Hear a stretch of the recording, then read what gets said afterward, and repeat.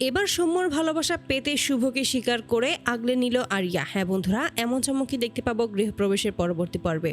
সাজ খুব ভালোভাবেই বুঝতে পারে যে সৌম্যকে আরিয়া খুব পছন্দ করে, তার জন্যই প্ল্যান করে যে এবার যেভাবেই হোক এই সৌম্যকে দিয়েই আরিয়ার জীবন থেকে সমস্ত ভুল ধারণাগুলো ভেঙে দিতে হবে। এবার মামুনির কাছাকাছি আরিয়াকে নিয়ে আসতেই হবে।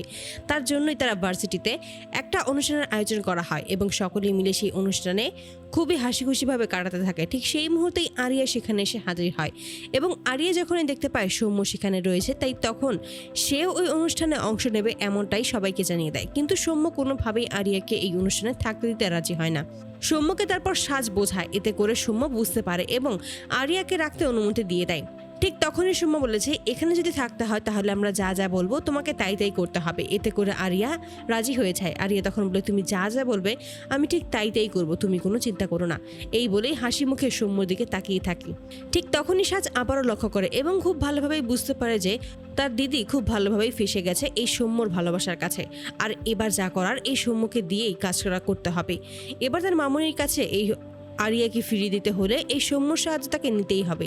এক পর্যায়ে যখন সকলে মিলে অনুষ্ঠান করতে থাকে এবং সকলে মিলে তখন বক্তৃতা দিতে থাকে তার মায়ের ব্যাপারে, ঠিক সেই মুহূর্তে আরিয়ার পালা আসে এবং আরিয়াকেও বলে যে মায়ের সম্পর্কে কিছু বলতে।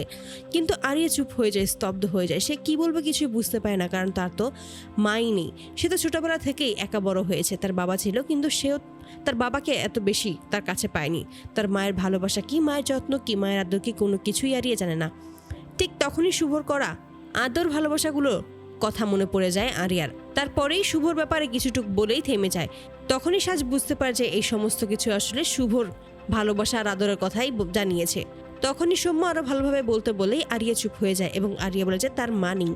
সৌম্য তখন বলে, এটা কোনোভাবেই হতে পারে না। তোমার যদি মা নাও থেকে থাকে তাহলেও তুমি মায়ের ব্যাপারে নিশ্চয়ই কিছু না কিছু বলতে পারবে, কারণ মায়ের ভালোবাসা কোনো ভালোবাসার সাথে তুলনা করা হয় না। কিন্তু মায়ের ভালোবাসা শ্রেষ্ঠ ভালোবাসা, তাই মায়ের সম্পর্কে চোখ বুঝেই আমরা অনেক কিছু বলে ফেলতে পারি। এতে করে আরিয়া চুপ হয়ে যায়। ঠিক তখনই শুভ সেখানে আসে আর এই সুযোগেই সাজ সৌম্যকে নিয়ে বাইরে বেরিয়ে আসে এবং সৌম্যকে সমস্ত কিছুই খুলে বলে এবং আরিয়া যে তাকে পছন্দ করে এটাও জানিয়ে দেয়।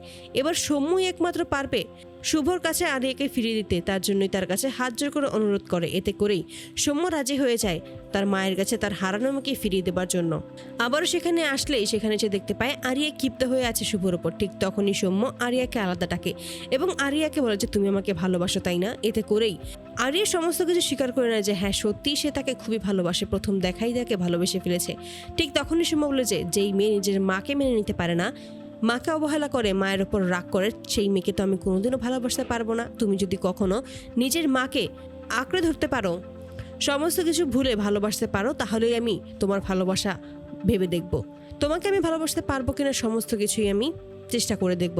এতে করেই আরিয়া রাজি হয়ে যায় এবং সৌম্যর ভালোবাসা পেতেই শুভর কাছে ছুটে আসে এবং সমস্ত কিছু স্বীকার করে নেয়। তার ভুল হয়ে গিয়েছে, তার জন্যই যেন আরিয়াকে ক্ষমা করে দেয়। এই বলেই নিজের মাকে প্রথমবারের মতো জড়িয়ে ধরে। তো বন্ধুরা, তোমরা কি চাও যেন এবার এভাবেই সাজের কথা যেন সৌম্য রাজি হয় এবং সৌম্যর ভালোবাসা পেতেই যেন এবার শুভকে মেনে নেয় আরিয়া? অবশ্যই তোমরা তোমাদের মতামত কমেন্টে জানাতে ভুলো না। ধন্যবাদ।